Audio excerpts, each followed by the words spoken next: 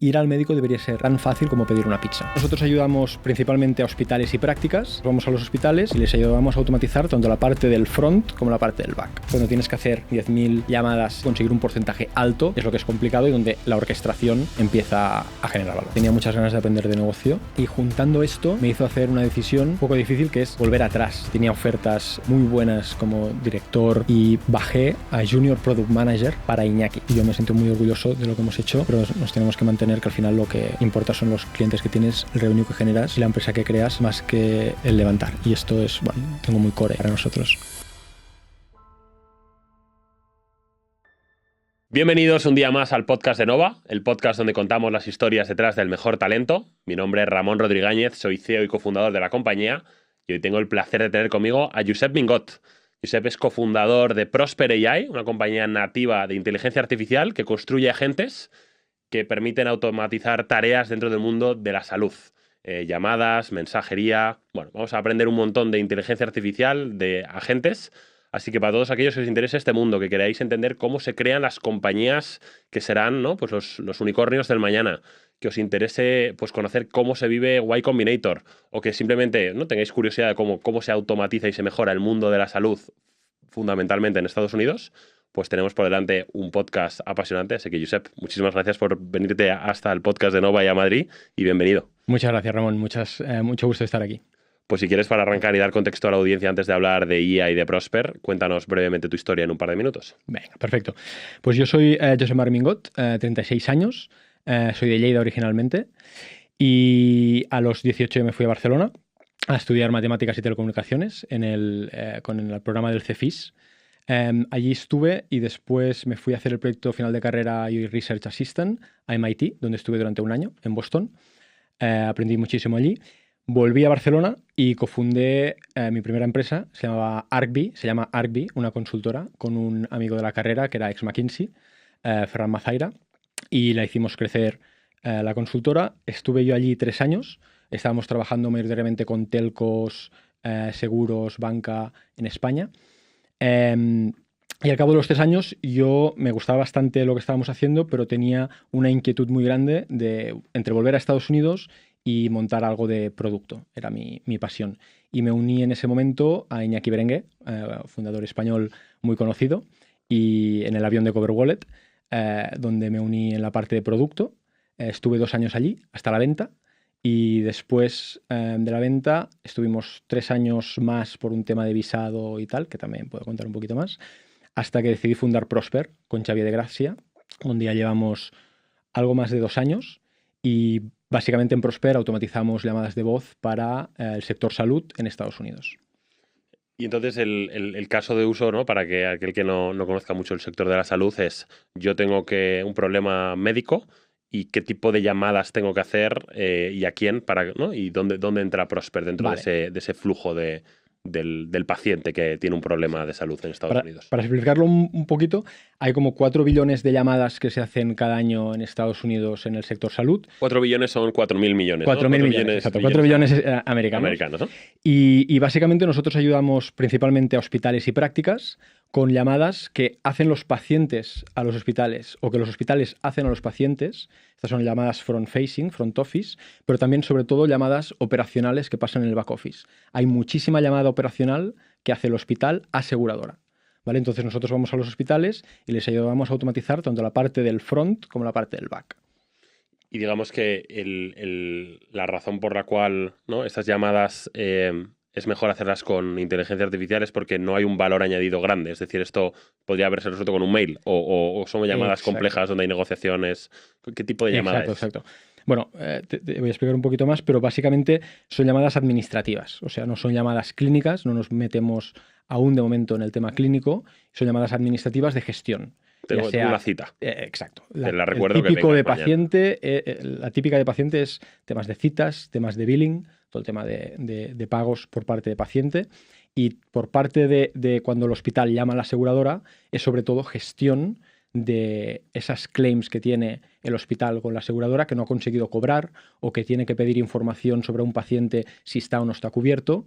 Pues son llamadas de unos 30 minutos que hacen los hospitales a las aseguradoras y que hasta ahora lo hacían con gente muchas veces outsourced y que ahora nosotros les ayudamos a automatizar y a producir no solamente automatización, sino también mucha velocidad en el proceso. Son 30 minutos de media de cada una de esas llamadas. Sí, 20-30 minutos. ¿Y están charlando sobre un caso o está esperando? Sí, o sea... Exacto. Son llamadas súper interesantes porque siempre empiezan con un IVR, o sea, cuando el hospital llama, hay primero el sistema automático de respuesta de la aseguradora, lo de pulsa 1, pulsa 2, pulsa el nombre o los números del member, y allí nuestra IA pues, va primero navegando todo este árbol de decisión hasta que llega y puede hablar con un representative de la aseguradora. Y entonces allí pues también empieza a hacerle preguntas. Primero la aseguradora nos pregunta un montón de cosas, respondemos y después preguntamos nosotros para conseguir toda la información que necesita el hospital.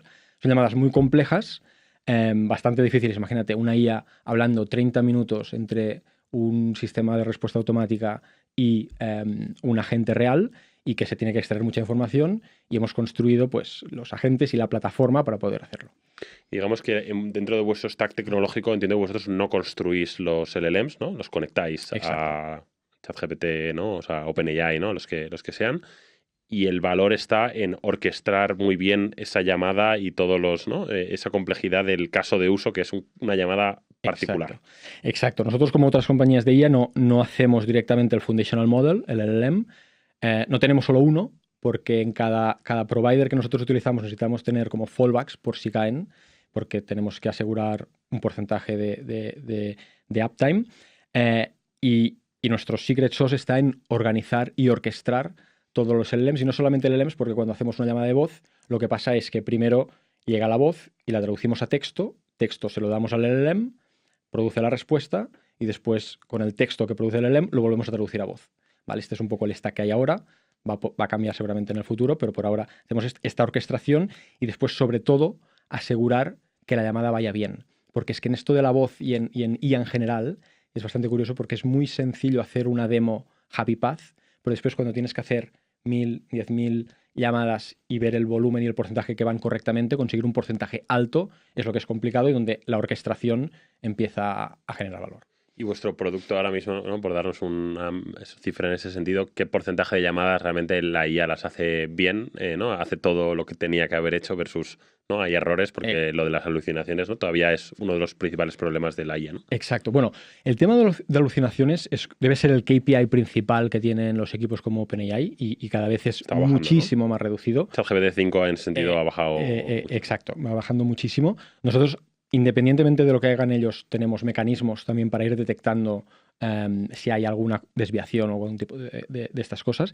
Y volviendo al porcentaje de llamadas que van bien, depende mucho de los casos de uso, porque nosotros cubrimos como 6-7 casos de uso, 3 o 4 de paciente y 3 que son de aseguradora, y cada uno tiene sus métricas, ¿no? Pero para decirte así números grandes, de scheduling, de lo de gestión de citas, de todas las llamadas que recibe una práctica, nosotros, en función de la especialidad, somos capaces de automatizar desde el 40 al 60% de esas llamadas.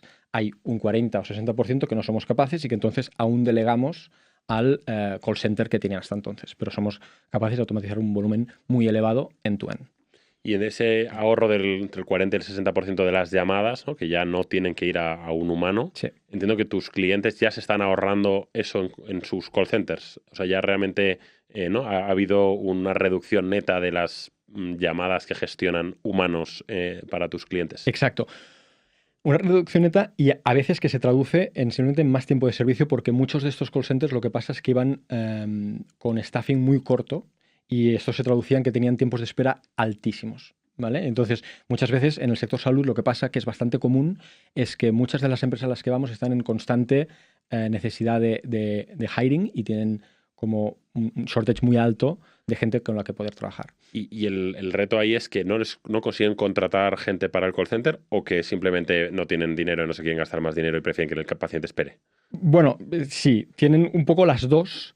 Claro, no son posiciones que paguen muchísimo, pero tienen, desde el COVID, hubo un gran especie de boom de gente del sector salud que dejó de trabajar, se quemó, y desde entonces hay un shortage en la industria que cuesta de volver a coger de alguna forma.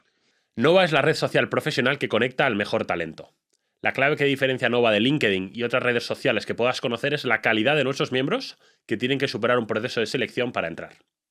A través de la app de Nova, nuestros miembros expanden su red de contactos con gente relevante a través de funcionalidades como Gravity, nuestro motor de matchmaking 1 a 1. También tenemos un programa de mentoring y organizamos eventos y afterworks con CEOs y fundadores de las mejores startups del país. Para los más jóvenes, la membresía de Nova ofrece cursos de preparación para entrar en las carreras más demandadas del mercado, como la consultoría estratégica, la banca de inversión, el private equity o el mundo de los datos. Y para aquellos que tengáis más experiencia, tenemos grupos verticales por función, moderados por líderes del panorama español, en áreas como las ventas, el marketing, el producto, la estrategia, la inversión o las finanzas. Así que si eres una persona ambiciosa y quieres conectar con gente inspiradora para llevar tu carrera al siguiente nivel, apúntate a la lista de espera en nuestra web o consigue una nominación de otro miembro. Seguimos con el podcast. Un poco lo que hacéis se parece, ¿no?, a otras compañías de IA, ¿no? Por ejemplo, yo he escuchado recientemente en ITNIC, ¿no? Pues los chicos de Eleven Labs, ¿no? Con Carlos Reina, que hace, ¿no? Su producto es hacer agentes de voz en muchas verticales, ¿no? Quizás incluso un proveedor vuestro. Los chicos de Happy Robot, ¿no? Que se han verticalizado como vosotros, en este caso en logística, ¿no? Vosotros en healthcare. ¿Por qué, ¿no? ¿Por qué habéis elegido healthcare? ¿Qué es lo que os ha hecho pensar que esta era una buena vertical? ¿Y cómo, ¿no? ¿Cómo se compite? ¿No? ¿A ti, ¿no? ¿Contra quién compites? ¿Compites contra OpenAI? ¿Compites contra Eleven Labs? ¿Contra que de repente Happy Robot diga, abro otra vertical y es, ¿no? ¿Quién se está metiendo en esto? Vale, primero por qué nos metimos aquí y después contra quién competimos de alguna forma. Mira, nos metimos aquí y bueno, después explicaré un poquito más cómo empezamos Prosper, pero yo venía del sector seguros y mi socio Xavi tiene mucha experiencia en call centers, y entre unir mi experiencia en sector seguros y su experiencia en call centers, sobre todo lo que había visto, que call centers era muy relevante todo el sector salud y que a nivel personal a los dos nos motivaba mucho. Fue una de las verticales que decidimos escoger y después explico un poco más sobre esto. A nivel de competencia, como has dicho, nosotros somos verticales en el sentido que estamos únicamente focalizados en sector salud. Con esto, y sobre todo salud en Estados Unidos, ya descarto jugadores horizontales con los que competimos, porque hay una, a nivel regulatorio, a nivel de especialización, a nivel de integración, sobre todo con sistemas, y hay una serie de capabilities que hace falta tener y hacer, que si no las tienes ya no puedes ni jugar en ese sector, y solamente hacer integraciones con los sistemas base del sector salud ya es bastante costoso, no es trivial, no es simplemente conectar con APIs, y nosotros lo tenemos e invertimos. Entonces con eso descartamos en cierta forma a nivel competencia, cuando nosotros vamos a competir o cuando nosotros estamos buscando clientes, players dijésemos horizontales. Digamos que OpenAI no puede ni siquiera, o sea, podría, pero tendría que hacer una inversión gorda y dedicar un equipo especializado en eso. Sí, podría, y OpenAI me preocupa muy poco, y de hecho en otra cosa, ¿no? Exacto, en el mundo dinero vendiéndote. Sí. Y en el mundo de la IA, de hecho, hay empresas que les preocupa cuando OpenAI lanza un nuevo modelo. Hay empresas que se alegran cuando OpenAI lanza un nuevo modelo. Yo me alegro mucho. Yo me alegro mucho porque todas nuestras métricas mejoran y ahora mismo realmente, o sea, sí, tenemos competencia, pero principalmente aún estamos compitiendo con convencer al Head of Operations que somos capaces de hacerlo tan bien como lo está haciendo su equipo. Entonces decías, oye, los horizontales están descartados, entonces hay competencia vertical, ¿no? Vale, hay competencia vertical. Y competencia vertical hay dos grandes bloques. Hay los incumbents de software, ¿vale? Que tenían otros productos y que pueden poner voz. El ERP, ¿no? O los ERPs del hospital. Del hospital. Es justo, ¿no? Exacto, los ERPs del hospital. O también hay, encima de los ERPs ya lleva 20 años de software montándose diferentes subsegmentos, como Patient Access, diferentes subsegmentos de software. Esos ya tienen la distribución, y en healthcare todo va, o mucho va de distribución, y esos son los que pueden poner voz. Allí yo también nos sentimos muy fuertes, porque lo que antes parecía que, oye, esto de la IA va a ser, que los que tienen ya distribución va a ser poner la capita de IA y ya va a funcionar, ahora estamos viendo que realmente es tan fundacional que se crean softwares totalmente nuevos de cero, ¿vale? Entonces, sí, evidentemente si tú eres un incumbent que tiene un software, pues vas a poner tu capa de voz, pero empezar un software, un producto de cero, pues permite una experiencia de gestión y de usuario muchísimo mejor. O sea que ¿vale? Probablemente incluso puedas reemplazarlo a medio plazo. O sea, que tu visión es, oye, yo empiezo por la capa de la IA, pero luego construyo el software que reemplaza toda la operativa. De hecho, nosotros hemos empezado, y muchas de las compañías que hay de voz, y sobre todo voz vertical, empiezan con el wedge de alguna forma de voz, pero con la visión de ir entrando. O sea que realmente tú también tienes una especie de SaaS. O sea, tú vendes voz y un SaaS que hace los workflows de la IA, pero hace, ¿no? También... Exacto. Lo que pasa es que ahora mismo este SaaS que yo vendo, y después te explico un poco más, porque realmente nosotros este SaaS que hacemos somos nosotros los consumidores de ello, porque es para gestionar los elementos de voz. Para el cliente podría ser transparente. O sea, para el cliente nosotros podríamos ser un call center. El cliente todavía no tiene nada de tu software, por ahora al menos. Lo tiene, pero nosotros somos los que lo gestionamos por ellos. Porque nosotros no vendemos un SaaS, vendemos un outcome.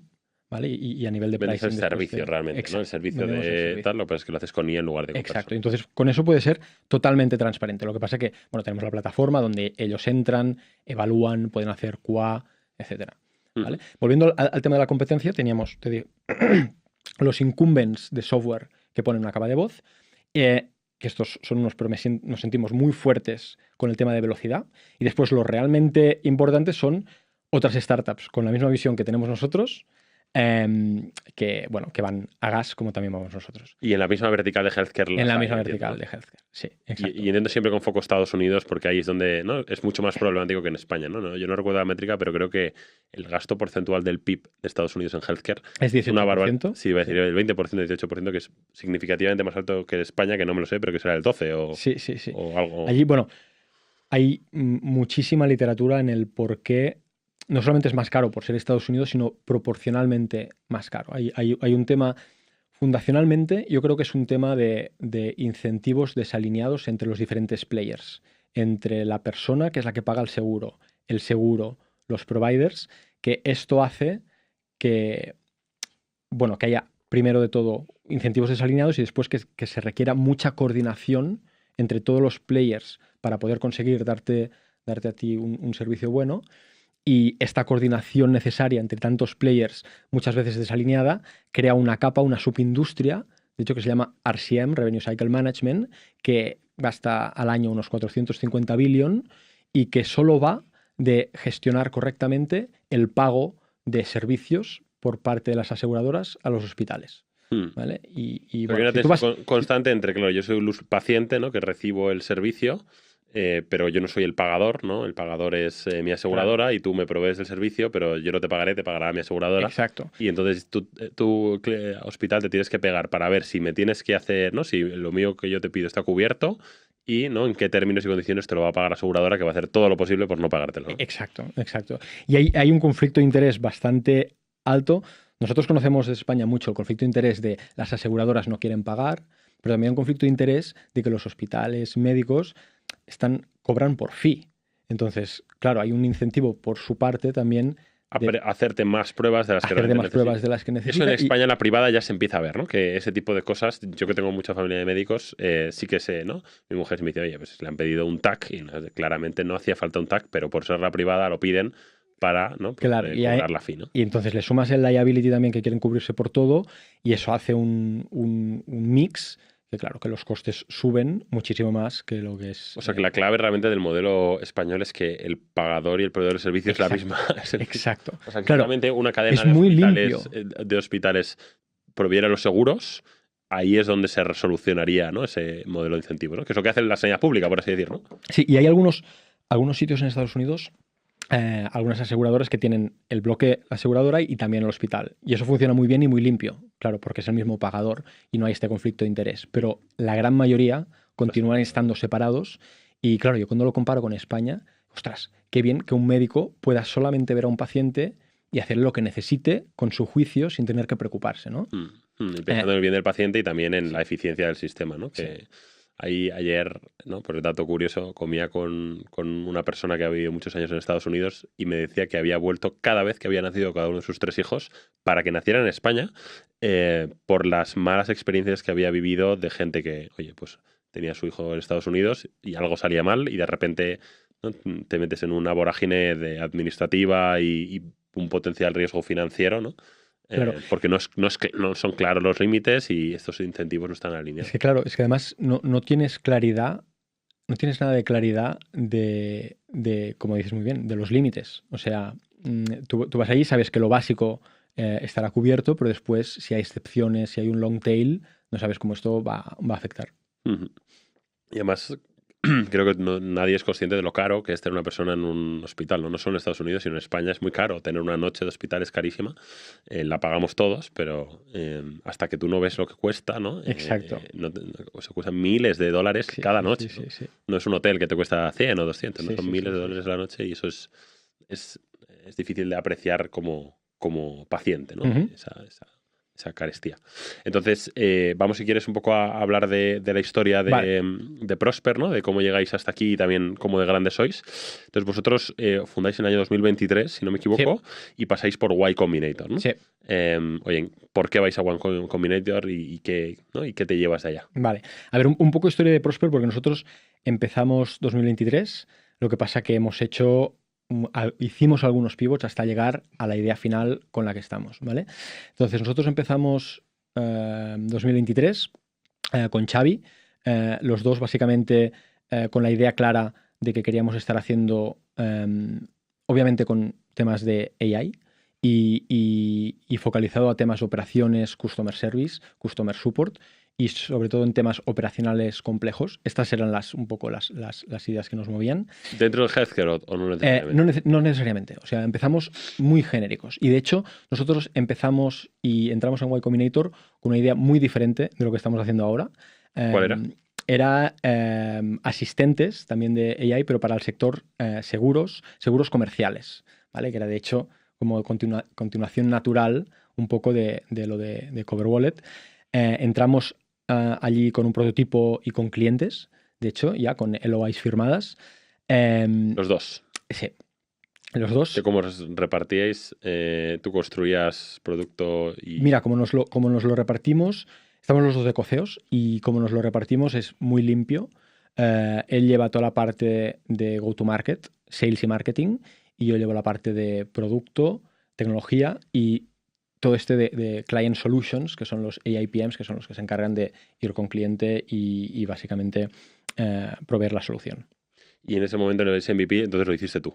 Sí. Cuéntanos un poco más cómo era el MVP, que a mí me interesa mucho. Para la gente que va a Zero to One es muy interesante saber cómo se hace un MVP, ¿no? Que a día de hoy creo que la barrera de entrada está mucho más baja de lo que estaba hace de 5 o 10 años. Sí, exacto. A día de hoy los MVPs se pueden construir muy, muy rápidamente. Esto era pues marzo 2023. Si construí yo el MVP, nada, un fin de semana, 2 fines de semana, y rápidamente con Xavi nos pusimos a ponerlo directamente a usuarios. O sea, construimos el MVP, pero rápidamente nosotros teníamos mucha obsesión en ponerlo con clientes, con usuarios y entre nuestros backgrounds y lo que ya veían, rápidamente nos dijeron, pues mira, si esto continúa, yo quiero tenerlo, ¿vale? Y entonces con 3 o 4 LOIs creo que teníamos en ese momento. Con clientes grandes, pequeños, medianos. Medianos en el sector seguros, porque estábamos Estados Unidos ya. En Estados Unidos, sí, siempre en Estados Unidos. Y con esos 3 clientes y el MVP ya podemos entrar en Y Combinator, hicimos las entrevistas en Y Combinator. Háblanos del proceso de Y Combinator, cómo es y cómo fue la entrevista, que creo que son 10 minutos, ¿no? Vale, sí, exacto. Son 10 minutos. Pues mira, primero el porqué, un poco Y Combinator, ¿no? El porqué Y Combinator, o sea, nosotros, es una decisión que realmente, o sea, Y Combinator aporta muchísimo a nivel de marca, a nivel de reconocimiento, pero es caro. También es caro en el sentido de que estás dando una parte importante de equity. Nosotros estuvimos discutiéndolo internamente con Xavi y al final fue un tema de, oye, cada pieza, por pequeña que sea, de oportunidad que podamos coger para una cosa que es crear una startup que de manera natural tiene pocas probabilidades de éxito, pues vamos a ir a por todas, ¿no? Yo en ese sentido tengo que decir que era un poco más reticente que Xavi, pero entre los dos nos convencimos y aplicamos para Y Combinator. Entonces Y Combinator tiene como 2 fases de aplicación. Una donde tienes que rellenar un formulario y lo haces online y tienes que básicamente rellenar una serie de preguntas sobre lo que tú estás haciendo, por qué lo estás haciendo y muy importante para ellos, tracción. Y sobre todo, cómo de rápido ha sido desde que has tenido esa idea hasta conseguir una tracción inicial. Y también valoran mucho por qué tú, ¿no? Porque al final tienen tantas aplicaciones y ven tantas cosas de alguna forma horizontales que si no ven algo especial entre por qué tú con tu background estás haciendo esto en concreto, pues que está... Founder Market Fit, exacto, ¿no? Exacto. Yo creo que tienen bastante sesgo últimamente en esa dirección. Entonces, la primera fase era toda esta online y Escrita, puramente escrita. Y allí ya, en cierto punto, te dicen, pues, dicen, mira, pues una entrevista. Y en la entrevista, lo famoso de estas entrevistas, que son 10 minutos. Y son 10 minutos y van a gas. Claro, en 10 minutos te lo preguntan no te dicen, todo. no te dicen ni hola, ¿no? No te dicen ni hola. Tú entras, tienes que estar allí preparado. Claro, imagínate, 10 minutos no puedes tener problemas de ejecución, tienes que ir y además tienes que tenerlo muy coordinado con tu socio de quién responde a qué, cómo respondemos y que estemos súper sharp en lo que tenemos que decir, ¿no? Entonces tuvimos estos 10 minutos con el que ya es tu partner, o sea, tienes esa entrevista con el que ya va a ser tu partner si te cogen, en nuestro caso Nicolás Dassagne, que era el co-founder de Algolia, Billion Dollar Company de Francia. Y sí, después de la entrevista nos dijo... ¿Qué tipo de preguntas te hacen? Pues te hacen súper rápido, modelo de negocio, por qué esto, tracción, qué están diciendo los usuarios de ti, por qué vosotros, competencia... Que es un poco lo que ya habías preparado en el escrito, ¿no? Pero claro, es lo que habías quieren preparado ver en el cómo escrito, lo vendes, ¿no? Y cómo de rápido eres, cómo respondes, quién hace qué, etcétera. Y después, claro, muy improvisado porque ellos también van estirando de donde ven que a lo mejor flojeas, ¿no? Entonces, en ese sentido, y van súper rápidos, lo tienen súper sistematizado. Una semana después, creo que fue, ya nos dicen que sí. Hablamos con el partner y nos dice, pero oye, porque era el primer batch, que era después del COVID además, queremos que sea presencial en San Francisco. Y bueno, nosotros dos estábamos en Nueva York, y además, pues venga, sí, a por todas, y presencial en San Francisco, y nos fuimos, pues nada, 4 meses, los 4 meses que dura el batch, instalados en San Francisco. Que un poco el deal es que ellos te invierten, si no me equivoco, $500,000. Exacto. Por un 7% de la compañía, ¿no? O algo así, ¿no? ¿Puede ser? El deal está muy bien formado porque tiene una parte que es bastante beneficiosa para ellos y otra parte que es más beneficiosa para los founders. Son eso, $500,000, pero ese $500,000 son 125.000, que es por el 7% de la compañía, y después los otros 375.000, que es una save and capped, ¿vale? Entonces, esos 375.000 convierten a lo que levantes... La silla. Sí. Claro, es que ese 7% por 125.000, Claro. ahí es donde dices que es caro, ¿no? Ahí es donde dices que es caro. O sea, cuando la gente evalúa Y Combinator, tiene que poner en la balanza el precio, que es caro. Porque, claro, o sea, un MBA es bueno o malo. Bueno, también hay un precio allí, ¿no? Claro. Y no obstante, claro, el tener el sello de Y Combinator es tan potente, ¿no? Que la mayoría de las compañías os lo ponéis, yo creo, no sé si vosotros, pero muchas lo ponen, ¿no? En el título de la compañía en LinkedIn, ¿no? Tú ves compañía y se llama no sé qué, YC, Summer, Winter, del año. Sí, de hecho, sea, ¿no? nosotros ahora que estamos en modo hiring tal, también es una de las cosas que genera más signaling, ¿no? Que uno pueda tener de una compañía early stage. Sí. Siempre, ¿no? La gente joven que me pregunta, oye, ¿y cómo elijo una startup? Pues claro, una de las formas de elegir startup es buscar signaling o de los founders o de la propia compañía, pasar por Y Combinator, tener un buen fondo. Exacto. Son de las cosas que generan signaling, igual que el que pasó por McKinsey, ¿no? Exacto. Que le genera buen signaling a nivel de carrera, ¿no? Exacto. Sí. Y luego hay una ronda, típicamente, ¿no? Muchas compañías levantan ronda pues o durante el proceso o al acabar, ¿no? ¿Vosotros hicisteis eso o, Mira, o no? fue bastante atípico en nuestro caso. Después me he dado cuenta y descubriendo que hay bastante gente que hace cosas similares, pero nosotros levantamos este $500,000 de Y Combinator y después, durante el batch, ya vino... Nosotros estábamos, en ese momento, también habíamos entrado en otra aceleradora allí en Nueva York, de Company Ventures, que básicamente el deal un poco que tienen muy interesante es, mira, nosotros elegimos cada año 6 compañías o 10 compañías, perdona, cada semestre 10 compañías, y de esas 10 compañías les damos real estate gratis en Nueva York, que es bastante difícil de conseguir, y lo único que pedimos a cambio es que si vais a levantar, nos informéis de eso, para tener opción. Vosotros decidiréis. Pensamos, bueno, de lujo.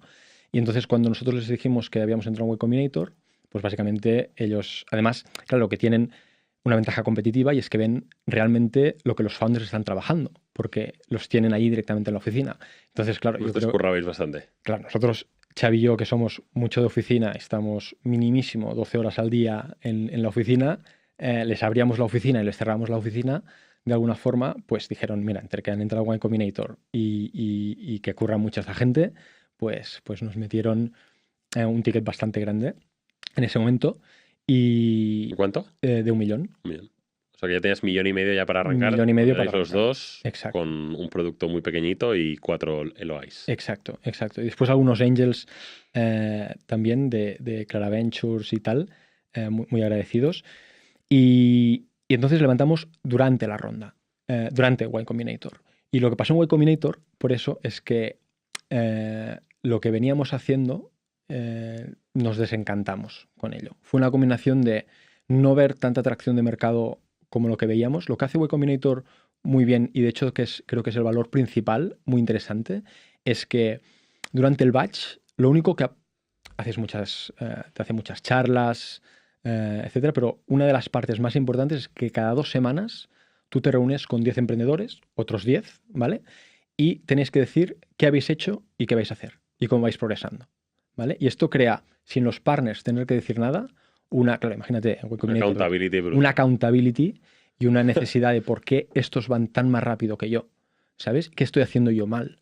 ¿Sabes? Crea unas sinergias y eso realmente es la aceleración de Y Combinator. Viene mucho por las dinámicas estas de cada 2 semanas tenerte que sentar con todos los otros founders y tenerles que decir, mira, pues... No cerró ni un cliente, ¿no? Continúo con el mismo revenue. Entonces, allí te tienes que poner las pilas y también es catalizador para que las cosas o funcionen o no, ¿vale? Y esto también es muy importante porque en el periodo de empezar algo, pues tienes que ir muy rápido evaluando si algo funciona o no. Y haciendo el valor de matar la idea cuanto Exacto. antes, ¿no? Y allí fue una combinación de, mira, esto no tiene sentido que con lo capaces que somos a nivel de ejecución vayamos tan lentos. Esto combinado en que, bueno, nosotros pensamos, donde me pongo, tengo que estar al menos 10 años y me tiene que gustar suficiente para estar 10 años y que vaya mal, ¿sabes? Porque si va bien todo te gusta, pero si va mal, no. Y ni Xavi ni yo nos veíamos 10 años en esa industria y dijimos, pues mira, esto no es. De esto nos dimos cuenta casi a final de batch y entonces decidimos, mira, ya hemos levantado, no necesitamos ahora levantar ficcionalmente porque hay empresas que lo que hacen un poco es, bueno, a pesar de que ellos tampoco están convencidos, pues llegan al final y levantan pues un poco por levantar. Nosotros no teníamos este convencimiento y tampoco teníamos la necesidad. Y dijimos, pues mira, vamos a cambiar. ¿Y el famoso Demo Day de los 4 meses que presentasteis? Y en el famoso Demo Day, de hecho, lo delegamos. Lo delegamos y dijimos, le preguntamos a nuestro partner, oye, podemos presentar, pero no lo vamos a autorizar. ¿Podemos guardarnos la baza para otro momento? Y nos dijo, sí, sin problema. Además, ya habíamos levantado y nos guardamos la baza. Una baza que, por cierto, no hemos vuelto a utilizar, claro, ni hemos necesitado. Tampoco tenía sentido, quizás. Porque... Bueno, porque después explico cómo levantamos la otra parte, no nos hizo falta realmente. Y bueno, nos la guardamos y no la llegamos a utilizar, de hecho. ¿Y cómo, a partir de ahí, cómo pivotáis, ¿no? ¿Y cuándo llegáis a Prosper que has pitchado antes? Vale, pues mira, básicamente durante Y Combinator nos dimos cuenta que lo de hacer los agentes de IA para el sector seguro, comercial, etcétera, entre que no veíamos tracción suficiente, lo veíamos relativamente pequeño y no nos motivaba personalmente, decidimos cambiar. Allí cambiamos a otra idea, que pasa un poco como con las parejas. A veces, ¿sabes? Cuando estás con una pareja, te vas al polo opuesto, ¿vale? Y nos fuimos al polo opuesto. De una cosa nicho, concreta, reducida, nos fuimos a hacer Customer Service para SaaS. Eso, el océano rojo de un montón de empresas intentando automatizar Customer Service para SaaS. Lanzamos un producto allí que funcionaba bastante bien, conseguimos clientes, pero al cabo de 6 meses también nos veíamos con resultados mediocres. Y realmente allí un poco el aprendizaje es que a nivel sensación, a nivel feeling, no nos veíamos con el right to win. ¿Sabes? Decíamos, ostras, estamos haciendo este producto súper horizontal para SaaS companies, que cómo tenemos nosotros algo realmente a aportar y a ser diferenciales aquí, cómo después de toda nuestra experiencia en las distintas áreas. Eso se integraba por encima de Zendesk o de algo exacto, así, ¿no? Se integraba con Zendesk, automatizaba resoluciones, chatbot, tal, o sea, como típica cosa que ahí sí que parece claro que el incumbente, que no es tan legacy como los del healthcare, no te va a sacar, ¿no? Intercom te pone la IA y te saca. Pues realmente no. Realmente los que están ganando ahora mismo en ese sector, yo diría que son 3. Uno sí que es un incumbente, que es Intercom, con Fin, pero los otros dos son nuevos, que son Decagon y Sierra. Si tuviera que nombrar, o sea, ya estoy lejos de ese mercado y no lo sigo tan de cerca. Simplemente es que esa gente tenía más, o sea, que los founders de esas compañías sabían más pues que mira, vosotros de hay cómo funciona bastante, Customer hay Support, bastante, ¿sabes? y lo hemos hablado con Xavi, cura de humildad también de decir, oye, ellos estaban allí y qué hicieron, ¿no? Eso sí que para hacer esa startup tienes que estar en San Francisco, conexiones. Puedo darme muchas excusas, ¿no? Pero bueno, al final ellos lo vieron más claro y nosotros no lo vimos Los y resultados mediocres, más allá de ese feeling que tú tienes de que no vas todo lo rápido que querrías, si se le pueden poner algún número o algo que la gente, que la audiencia diga. Porque esto es muy frustrante, ¿no? Tú cuando estás emprendiendo, te estás dejando ahí la vida y avanzas, pero no avanzas mucho, ¿no? Ese pequeño avance muchas veces te puede justificar el seguir allá, pues 6 meses, 1 año, 2 años, ¿no? Y nunca saber cuándo dejarlo, cuándo pivotar, ¿no? sí, pero mira, ¿Hay alguna métrica o algo que tú dijeras, mira, esto es lo que a mí me sí, acabó de matar o este comparable o... sí, pero con lo extremadamente analíticos que somos tanto mi co-founder como yo, es muy difícil poner números. Muy difícil poner números porque bueno, todo inversión, emprendeduría siempre es una combinación entre números y historias, ¿no? Y combinar números y historias es muy importante. Y hay mil cosas de números y tal, pero al final fue una cosa más de historia. Fue una cosa más de nos creemos que aquí realmente nosotros podamos hacer algo diferencial, sí o no. Y números, porque números te van mal, pero te van a ir mal en distintos sitios. Pero si tú crees en la historia, vas a cambiar esos números y vas a hacer y vas a decir, pues mira, estos números no, tiene que haber algo de historia que te cuadre a nivel de mercado, a nivel de quién tú eres, a nivel de por qué tú. Y realmente fue, bueno, a nivel de números, evidentemente no estábamos creciendo mucho, íbamos a presentarlo a diferentes clientes y no teníamos una diferenciación muy clara. Los clientes con los que estaban contentos, pero no era lo que más.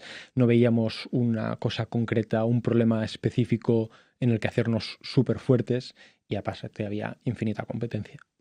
Mm. Entonces entiendo que hay un segundo pivot, ¿no?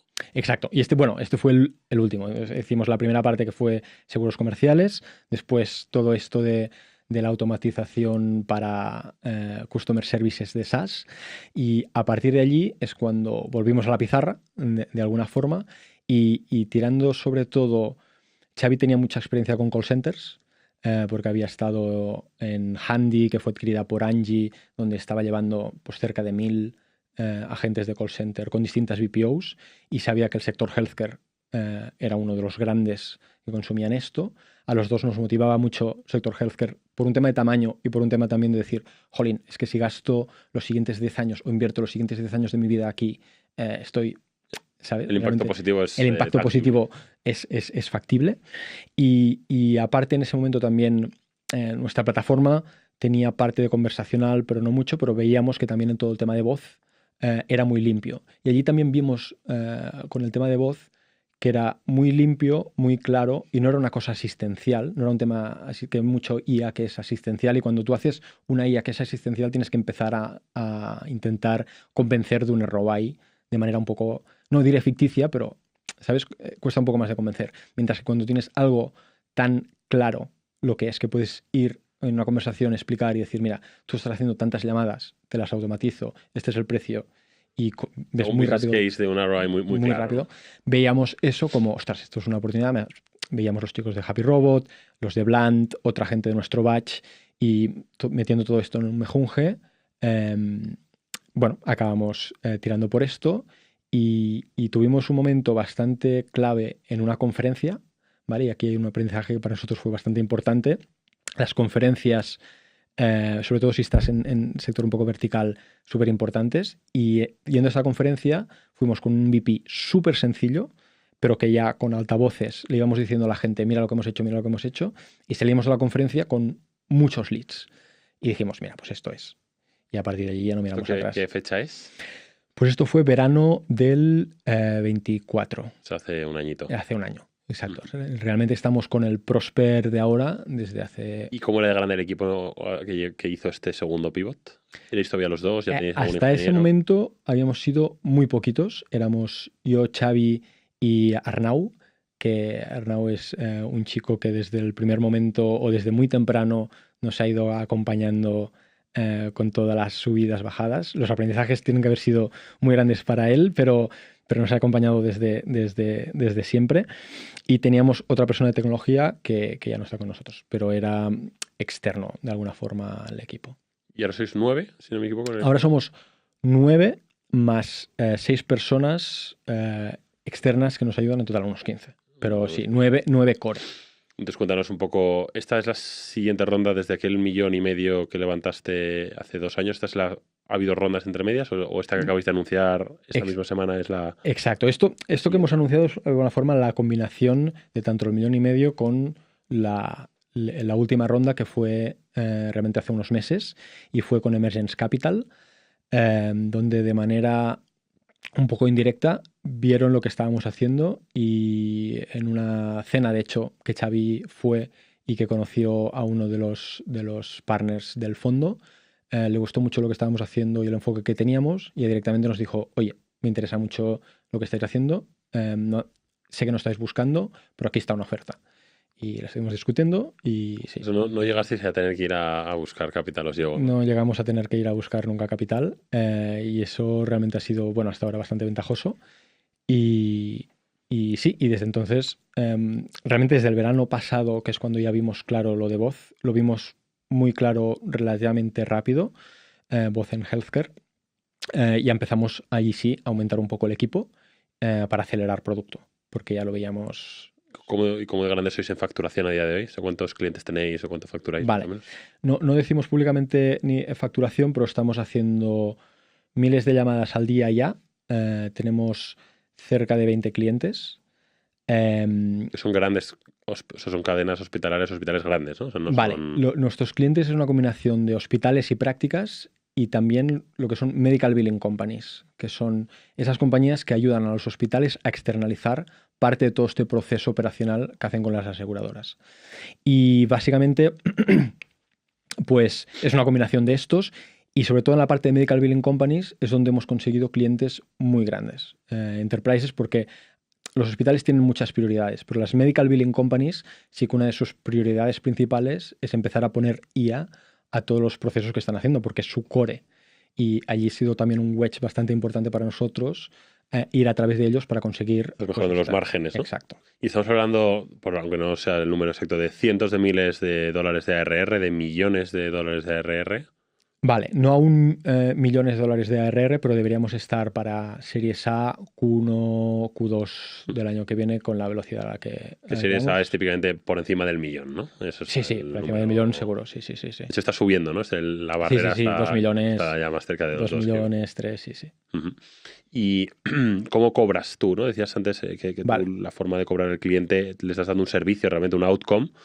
Tu precio es, oye, hago una comparación de lo que le costaría la gente persona, coges un markup sobre lo que te cuesta a ti la IA que le compras a OpenAI. Uh-huh. ¿Cómo haces pricing?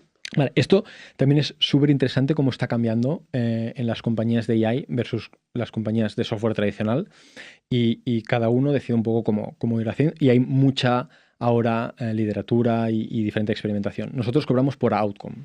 Esto quiere decir que para cada caso de uso que nosotros hacemos, medimos qué es lo que el cliente, pues por ejemplo, cuando hacemos una de estas llamadas de verificación de benefits para un paciente por parte del hospital, nosotros les cobramos por las que seamos capaces de hacer end-to-end para ellos.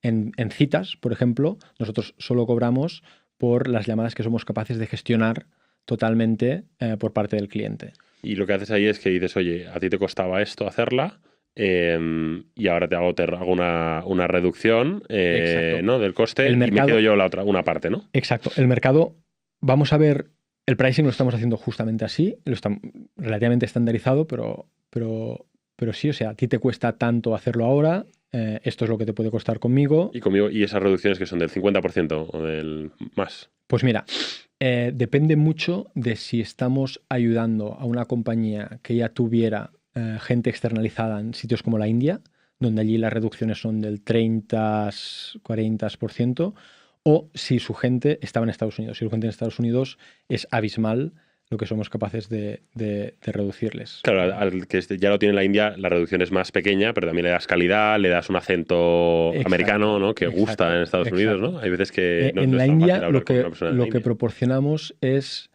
bueno, aparte de que hay una cierta reducción, hay el tema de velocidad, hay el tema de escalabilidad y sobre todo la gestión del staffing, ¿no? Porque pueden gestionar los picos infinitamente. Ujú.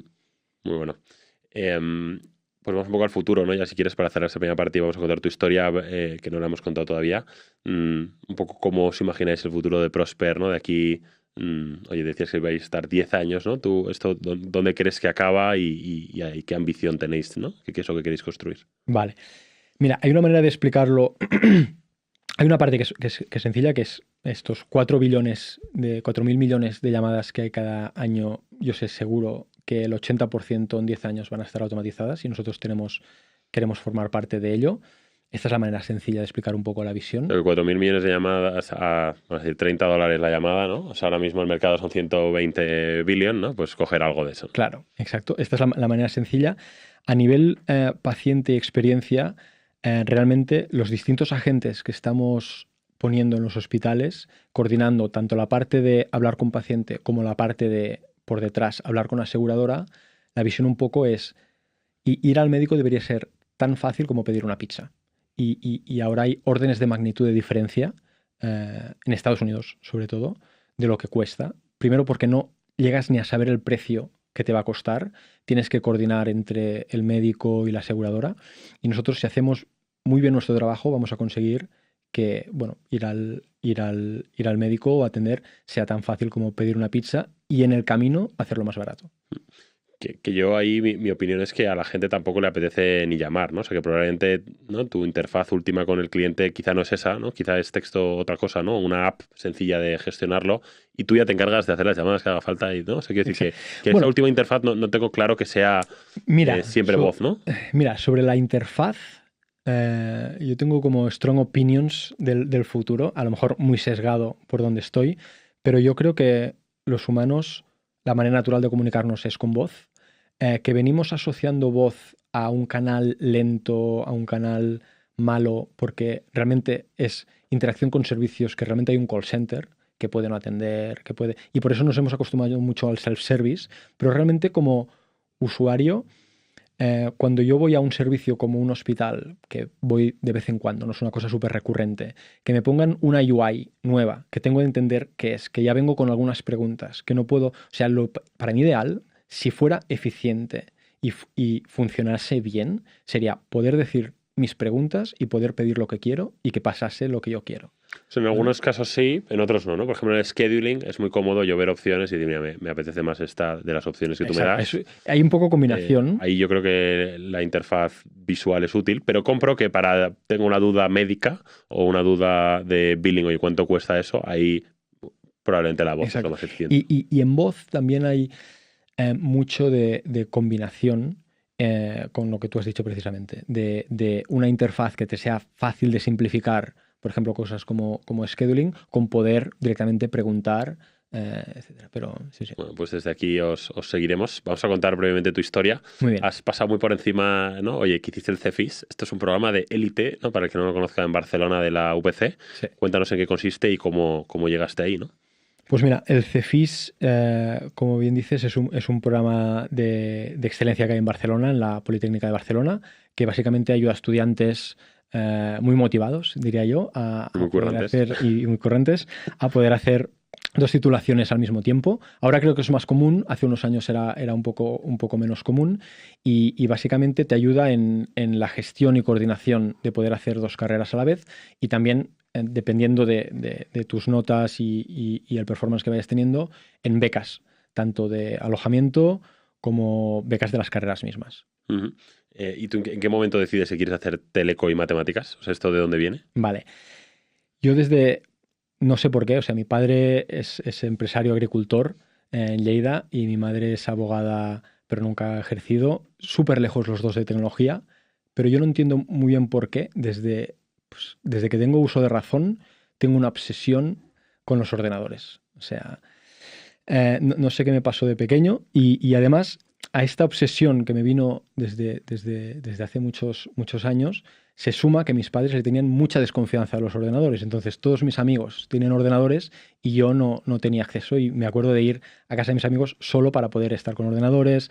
Venía a Barcelona solo para ir a cibercafés para poderme conectar. O sea, y desde muy pequeño pues he tenido bastante obsesión programé muy temprano, a poco que pude leer, bueno, o que pude tener acceso a ordenadores, intenté ver cómo programarlos y desde entonces pues siempre he tenido mucha pasión por electrónica, ordenadores, programación y ya tenía muy claro que iba a hacer o computer science o telecomunicaciones, tal. Por otro lado, tuve suerte también que en mi colegio de Lleida había 2 años más encima que yo un chico súper listo que se presentó a las Olimpiadas matemáticas tal y a veces casualidades esta vida, ¿no? Porque gracias a este chico yo pude ver de que eso era posible ir a Olimpiadas y también me empecé a emocionar y me empezó a gustar mucho todo el tema de Olimpiadas matemáticas y nada, llegué a final de bachillerato diciendo, ostras, tengo un dilema moral entre lo que me gusta de toda la vida, que son los ordenadores tal, y las matemáticas, que desde que me puse a hacer olimpiadas y todo ese tema también me gustó mucho, y el CFIS me dio la solución. Pues mira, haz las dos, ¿no? Un poco. Bueno, entiendo que te fue bien la carrera, ¿no? Tú eres o sea, fuiste un buen estudiante, incluso teniendo las dos, ¿no?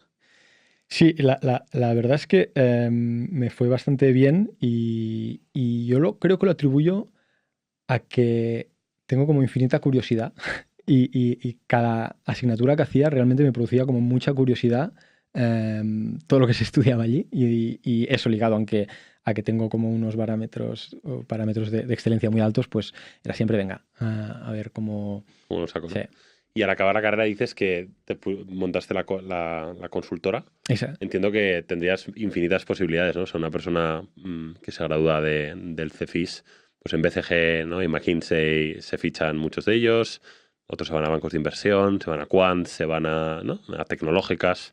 ¿En qué momento tú ya decides que emprender? ¿Eso viene de tu padre o de dónde viene, no? Vale. Yo después de la carrera fui a MIT, allí estuve un año. Allí yo me di cuenta de una cosa bastante interesante, que además te la he oído a ti y la llevo diciendo yo bastante también, y es, yo pensaba que me encontraría gente extremadamente lista y no es así. O sea, evidentemente son muy listos y en el MIT, en el grupo donde estaba, había gente muy lista, pero yo pensaba, ostras, respecto al CFIS, pues no hay tanta diferencia. Hombre, es que el CFIS es de las personas más inteligentes de España, seguro, ¿no? O sea, el Bueno, nivel es altísimo. sí, pero no veía tanta diferencia y pensé, jolín, pues estoy en esta liga, ¿no? De alguna forma, pero sí que veía una cosa muy diferente que era el nivel de ambición, ¿no? Y esto o sea, es una de las cosas que a mí personalmente me atrae mucho de Estados Unidos, pero el nivel de ambición de la gente allí, a igual inteligencia, era muy alto, ¿vale? Y eso me contagió mucho durante ese año que estuve allí a hacer algo al respecto. Entonces volví y tenía este amigo de la carrera con el que habíamos hecho muchas cosas juntos antes a nivel de competiciones y tal, y decidimos ponernos, al principio no era consultora, empezamos con diferentes ideas de producto, lo que pasa es que él venía de McKinsey y bueno, y al final acabamos encontrando un poco el gusto en consultora. Yo después me di cuenta de que no era mi sitio. Pero... Y la pregunta ahí más interesante es cómo haces para, ¿no? ¿En qué momento decides salir de tu propia compañía, ¿no? Y cómo es ese proceso que entiendo que no fue fácil, ¿no? Fue muy difícil, la verdad, porque salir de tu compañía, claro, no tienes a nadie a quien pegarle la culpa, ¿no? Cuando te vas de un trabajo, puedes decir, hostia, el jefe es malo, tal, no sé qué, pero salir de tu compañía es como, es que eres tú el culpable, hay algo que estás haciendo mal, ¿no?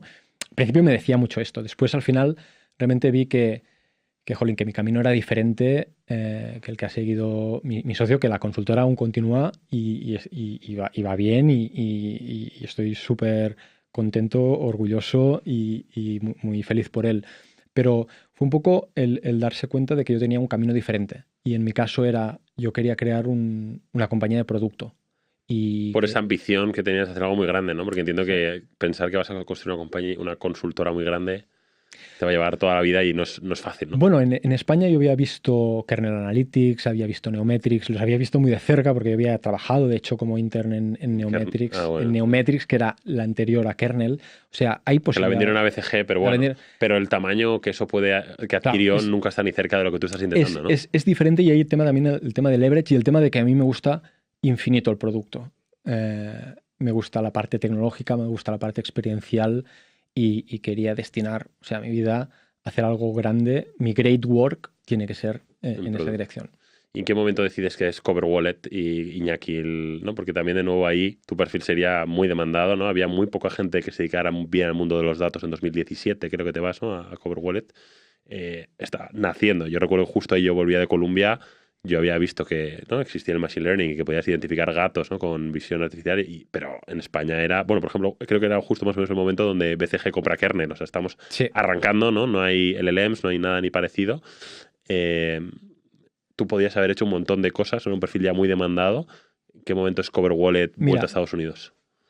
Pues esta yo diré que de mi vida a lo mejor es la decisión más controversial y de la que más orgulloso estoy en aquel momento. Porque yo tenía como persona una ventaja competitiva, que era tecnología y datos, súper demandada, pero a nivel personal lo que leía no iba acorde con lo que estaba haciendo. O sea, a mí me gustaba mucho el negocio y en ese momento me di cuenta de que sí, podía continuar creciendo en el marco puramente de tecnología, pero tenía muchas ganas de aprender de negocio y tenía muchas ganas de aprender de negocio, producto y crear algo de high growth, ¿no? Y juntando esto me hizo hacer una decisión un poco difícil, que es volver atrás de alguna forma, porque yo me acuerdo que iba creciendo, tenía ofertas muy buenas como director de temas de AI por aquel entonces, y bajé a Junior Product Manager para Iñaki, ¿no? Pero como te he dicho, es una de las decisiones más importantes de mi vida porque, bueno, aparte de lo que he aprendido con Iñaki y lo que ha creado, he visto la excelencia en ejecución y en growth. Y tener estos ejemplos es lo que después, ¿sabes? Marca un baremo muy diferente a lo que había visto hasta entonces. Y pude crecer en donde estaba y quería crecer, básicamente. Si has llegado hasta aquí, significa que el contenido de Nova y nuestras entrevistas te están aportando valor. Analizando los datos de los primeros podcasts que hemos grabado, hemos visto que la mayoría de nuestros seguidores no estáis suscritos a nuestro canal. Así que te pediría que si no estás suscrito ya, le des a la campanilla, te suscribas al canal y le des un like al vídeo. Muchas gracias. Una pregunta que estamos introduciendo recientemente en el podcast, ¿no? que va muy hilado en lo que hacemos en Nova, es sobre la definición de talento, ¿no? Una persona como tú que ha estado rodeada de gente brillante allá donde te has movido, ¿no? Con Iñaki, Elena, en Cover Wallet, ahora con ¿no? Y Combinator, pero también en MIT, en el CFIS. ¿Cómo defines tu talento, ¿no? Y la gente que buscas, ¿qué tienen? Vale.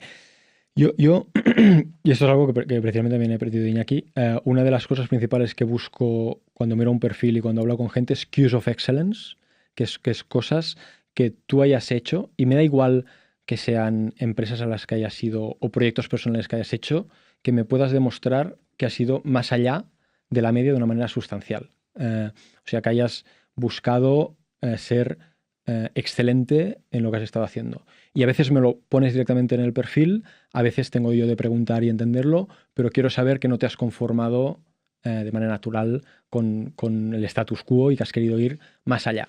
Y no me importa que hayas dejado la carrera, no me importa que hayas tenido paths diferentes. De hecho, los admiro muchísimo, la gente que ha llegado muy lejos con paths diferentes. Pero claro, a la hora de venir a trabajar con nosotros, pues me gusta que me muestres que has tenido, a pesar de paths diferentes, pues que has estado excel en lo que has estado haciendo. ¿Hay alguna conexión en tu carrera que haya tenido un impacto significativo y que te haya transformado de alguna forma? Pues, bueno, evidentemente está Iñaki, con lo que ha creado, no solamente por él directamente, del que ha aprendido mucho, pero también de todo el talento que unió a Cover Wallet y todo lo que ha aprendido de toda la gente allí. Está Alberto Cabezas, de Gauss Neumann, que es un fundador y CEO súper estratégico. Es un poco, yo no diré la antítesis de Iñaki, pero muy, muy focused en lo que se tiene que hacer y de leverage, del que he aprendido muchísimo. Y después, bueno, he aprendido muchísimo y sigo aprendiendo de los co-founders con los que he empezado las dos empresas. Y a la tercera en esta línea de temas de Nova, ¿no? Si tú tuvieras que repartir, ¿no? Tu definición de éxito, ¿no? El predictor de éxito entre tu mérito, ¿no? Entendido como tu trabajo, las conexiones que tengan, pero también las oportunidades que se te han dado, ¿no? Pues oye, por tu familia, tus amigos, ¿no? ¿Qué porcentaje pesa cada una? O en tu éxito personal y en el éxito que tú ves que tiene la gente, ¿no? Que llega lejos con sus carreras. A ver, yo le doy mucho peso porque creo que tenemos mucho control. Le doy mucho peso al esfuerzo que tú le pongas a lo que estás haciendo. Al final hay también una parte de oportunidad y suerte, pero si estás continuamente trabajando, esa suerte te va a caer.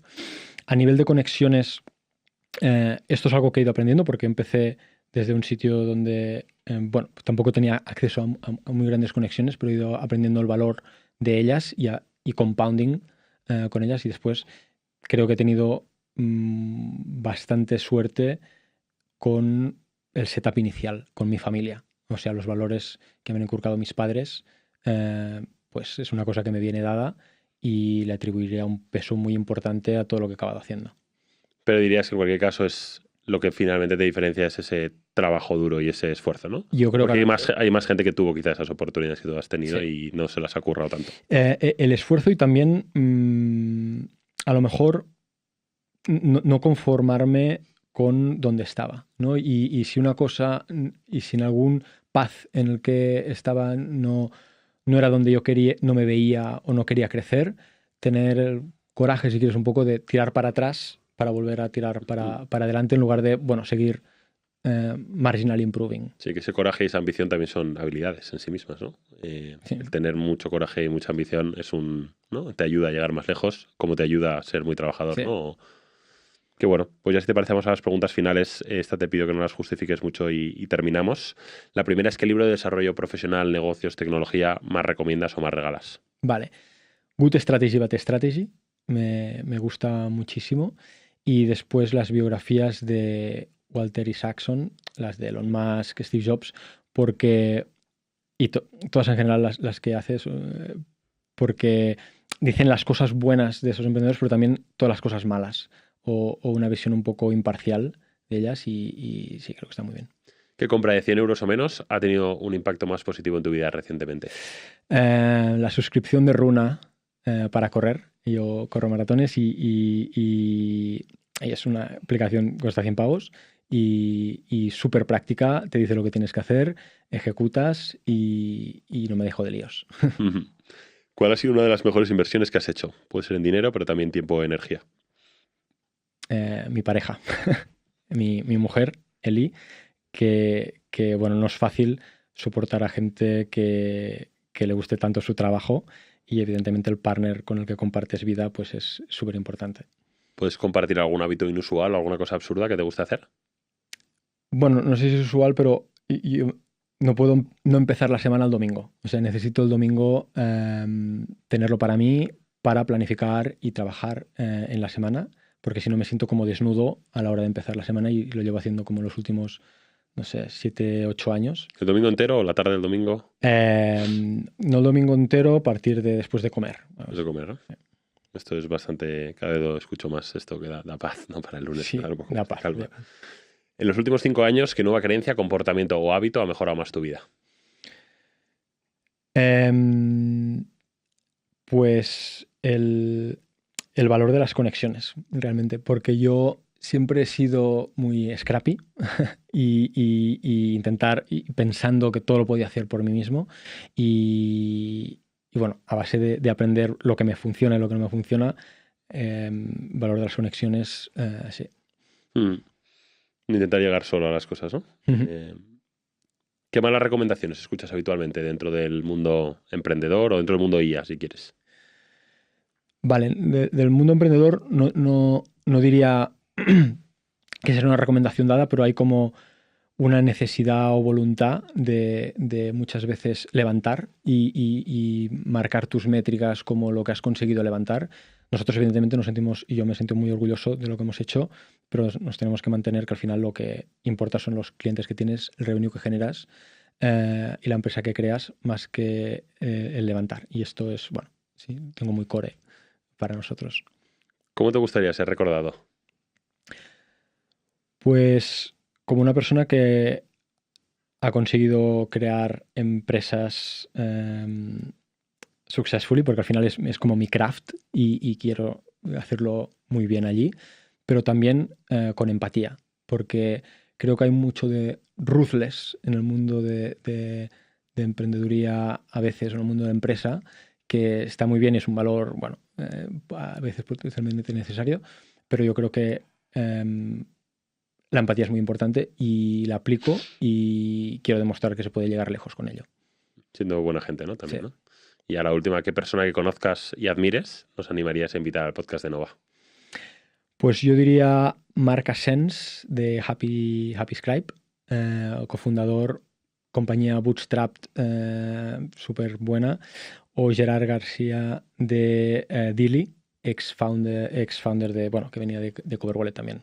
Que bueno, Gerard es Nova, o sea que ¿Ah, sí? le invitaremos, o sea que fenomenal. Si no me contesta, te diré que le animes a que se venga. Muy bien. Bueno, Josep, oye, pues muchísimas gracias por venirte a Madrid, por venirte al podcast, por contar, ¿no? Recientemente la ronda que acabáis de levantar. Desde Nova, por supuesto, os seguiremos y que os vaya fenomenal. Muy bien. Muchísimas gracias, Ramón. Gracias a todos y hasta la semana que viene.